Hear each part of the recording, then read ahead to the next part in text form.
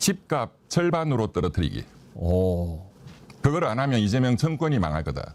대한민국이 망하고. 그게 제일 중요하다. 뭐 검찰개혁, 법원개혁 다 중요하지만 그것보다 100배, 1000배 더 중요한 게 강남 투기 집값을 최소한 절반으로 떨어뜨려야 된다. 그러기 위해서는 보유세를 때려야 된다. 그거 계속 집중적으로 하는데 반응이 폭발적이에요. 정치적인 현안은 뭐 우리 뭐 검찰청 없애야 된다 이런 거는 그 댓글들 보면 맞습니다가 한 70%, 천천히 해야 된다가 한 30%거든요. 네. 아예 그구들은 안 들어와요. 제가 그냥 잘라버리니까.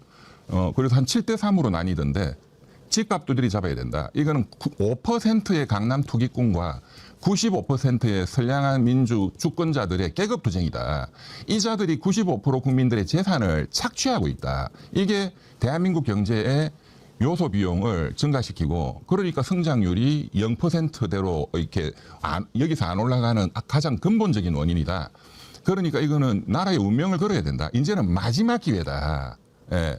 그런데 여기에 대해서 댓글 보면 100명 중에 아닙니다.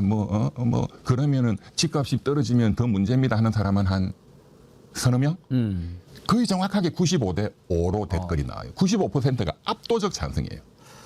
집값 절반으로 낮출 수 있다고 보십니까? 있죠.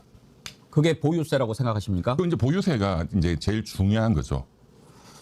아마 그 집값 절반으로 내려가야 된다라고 할 때 반대하는 사람은 정말 집을 갖고 있는 사람이거나 또 이런 것도 있을 거예요. 집을 안 가지고 있다 하더라도 보유세든지 종부세든지 이런 문제에 내걸었다가 진보 정권들이 선거에서 막 고생을 하잖아요. 이걸 걱정하는 분들도 있을 거예요. 그것도 착각이에요.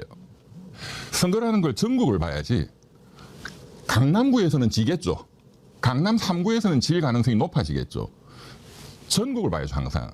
예, 그러니까 뭐 내년 지방선거도 그리고 서울시를 보더라도 1000만 명 중에 그 혜택 보는 사람 250만이에요. 750만이 반대예요, 사실. 그런데 나머지 전국적으로 보면 250만 대 뭐 4,700만의 대결이죠.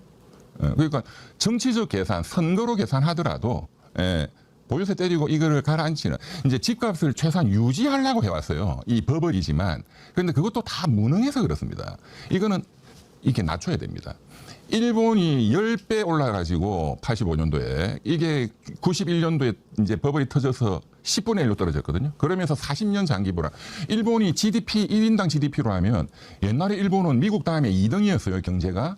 지금 일본의 1인당 GDP가 40입니다. 전 세계 40위. 우리나라가 35위. 작년 기준으로. 우리가 뭐 10위권 무역되고 1인당 GDP가 중요한 거잖아요. 국민 개개인이 잘 살아야지. 뭐 양극화도 굉장히 심한데 그러니까 어쨌든 1인당 GDP로 일본은 40위, 우리나라보다 못 삽니다. 우리가 35위. 우리는 대만보다 못 삽니다. 대만이 더 올라갔어요. 한 30위권으로. 지금 이걸 놔둔다면 우리는 일본보다 더 노령화가 심각하고 저출산은 훨씬 심각해요. 일본은 1.2명이에요. 그 산모 1인당 가임. 우리는 0.7입니다. 이거는 뭐 노벨 경제학상 받은 학자들도 이거는 뭐 헬. 그렇기 때문에 우리가 만약 이 버블이 저는 이재명 정권 5년 내 버블은 100% 터진다고 봅니다. 그러면 우리는 일본보다 더 심각한 경제 불황이 온다. 실물 경제. 그러니까 지금 자금이 전부 부동산으로 80% 모이고 나머지 20%가 주식으로 모이기 때문에 이제 뭐 주식 오르니까 뭐 괜찮나 전혀 그렇지 않아요. 착시고 실물 경제에는 돈이 없어요. 기업의 투자 이런 데 돈이 이렇게 모여야 되는데 AI 뭐 양자 컴퓨터 뭐 이런 데 돈이 모이고 혁신 기업이 쏟아져 나오고 해야 그게 경제가 전망이 있고 그런 상황에서 집값도 오르고 해야지 이게 되는 건데 굉장히 위험하죠. 그러면 이병철 변호사님께서 지금 집값 절반으로 내려야 된다. 이게 가장 중요하다. 그러기 위해서는 보유세 도입해야 된다라고 하셨는데 일단 10월 15일 날 정부가 내놓은 부동산 대책은 어떻게 평가해요? 그건 잘했어요. 잘했어요? 네, 그건 일단 잘했습니다. 근데 그거 가지고는 부족하다. 안 된다는 거죠. 몇 달 지나면 또 똑같은 문제가 627 그 6억 대출 제한. 이제 그거 해서 제가 그때 많은 방송에서 이거는 석 달, 넉 달만 효과가 있을 것이다. 정확하게 넉 달 지나서 지금 다시 또 막 폭등하잖아요. 9월 7일 날 이제 공급이 중요하다 해서 9월 7일 날 뭐 135채 뭐 공급하겠다. 그거는 하루도 안 갈 거다. 하루도 예. 안 갔습니다. 네. 이번에 대책은 잘한 건데 부족하다 이거죠. 예, 보유세를 때려야. 왜냐하면 근본적인 게 이거는 다 과학적으로 증명돼 있습니다. 예, 모른 척 할 뿐이지. 예, 경제학자들이 세계적으로도 토마 피케티 대표적이고 우리 대한민국은 최고 전문가가 서울대학교 이준구 명예교수님입니다. 그분이 최고의 전문가예요. 예, 의견은 다 똑같아요. 강남 이런 데 투기 자금이 글로 자꾸 모이는 거는 투기 수익이 있으니까 모이는 거잖아요.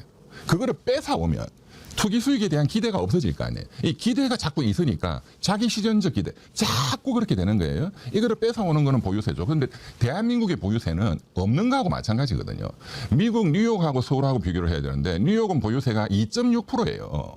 그러니까 지금 얼마 전에 구윤철 경제부총리가 지금 뭐 강남에 50억짜리 아파트, 뭐 미국의 뭐 평균 보유세 1% 적용을 아마 해야 될 거다. 그래서 50억짜리 강남 아파트를 갖고 있으면 매년 5천만 원씩 내야 된다. 그걸 뭐 버티겠냐 하는데 미국은 그 평균이고 우리는 지금 서울 강남이 중요하잖아요. 미국은 뉴욕이거든요. 뉴욕 뉴저지에는 2.6%를 때립니다. 그러니까 50억짜리 아파트를 갖고 있으면 매년 1억 3천만 원을 내야 됩니다.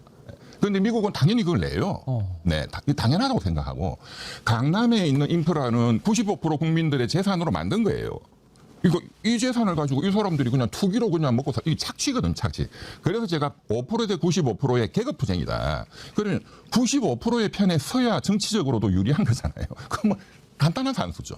그런데 그걸 왜 안 하느냐, 왜 못 하느냐. 이거를 추진하는 장차관, 민주당, 수뇌부가 본인들이 강남 투기꾼이거든. 그러니까 이번에 김병기 원내대표 본인이 강남에 갭 투자 이런 거 해서 갖고 있고 본인 지역구는 95%. 여기서 표 받아 먹고 여기는 전세 살고. 전현희 의원 똑같거든요. 이 사람들 바로 반대하고 나오잖아요. 보유세. 뭣도 모르면서. 뭐 어설픈 정책이다. 그 사람들 경제에 대해서 아무것도 몰라요. 자기 재산을 지키려는 거지. 그거는 리더가 아니에요. 어제도 또 이제 언론에 지금 며칠간 난리치는 게 국토부 차관 이상경 씨. 그 뭐 가천대인가 뭔가 무슨 교수. 그 사람은 경제에 대해서 아무것도 모르는 사람이에요. 도시공학하는 거는 도시를 디자인하는 그 전문가지. 근데 가천대 출신이 왜 그리 많은지 모르겠어요.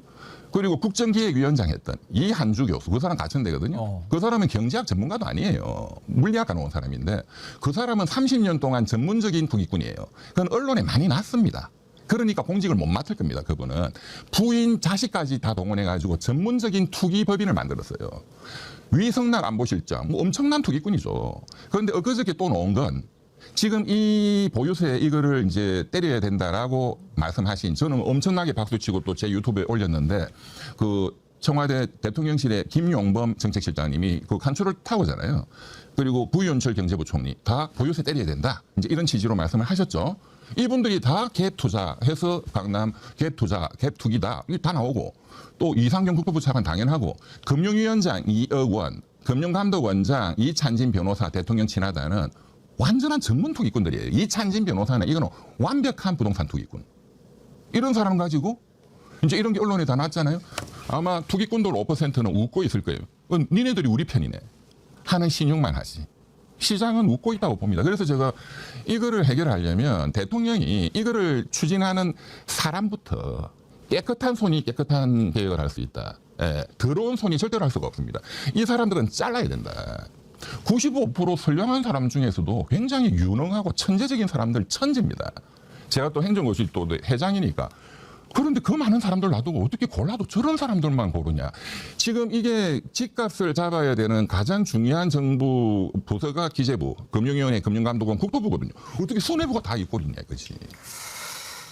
말씀을 듣다 보니까 마음이 좀 무거워지는데요.